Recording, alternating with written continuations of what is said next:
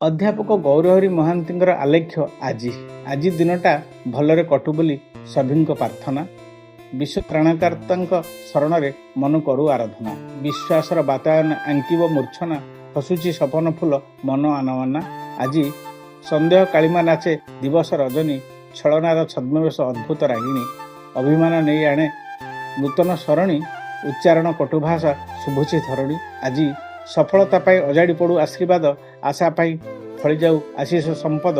ଆକାଂକ୍ଷିତ ଅନୁଗତ୍ୟ ମିଳୁ ଆହାପଦ, ଅନୁରୋଧ ପର୍ବରେ ବନ୍ଧୁ ମିଳୁ ବିଭୁପଦ। ଆଜି ଶୁଭିଛି ଶୁଭେଚ୍ଛା ବାର୍ତ୍ତା ସାଗର ଗର୍ଭରୁ, ଗାଉଛି ମୂର୍ଚ୍ଛନା ରାଗ ଫସଲ ସମ୍ଭାରୁ। ହସୁଛି ଆନନ୍ଦ ଧରା ଶିଳ୍ପ ବିପ୍ଳବରୁ, ବିକଶିତ ଲକ୍ଷ୍ୟପୂର୍ଣ୍ଣ ସାଧନା ସିଦ୍ଧିରୁ। ଆଜି କର୍ମ ହସେଇବାକୁ ପଡ଼ିବ ସକାଳକୁ, ଦୂରେଇବାକୁ ପଡ଼ିବ ସନ୍ଦେହକୁ, ଲୁଚେଇବାକୁ ପଡ଼ିବ କଳଙ୍କକୁ, ଭୁଲିଯିବାକୁ ପଡ଼ିବ ଅତୀତକୁ।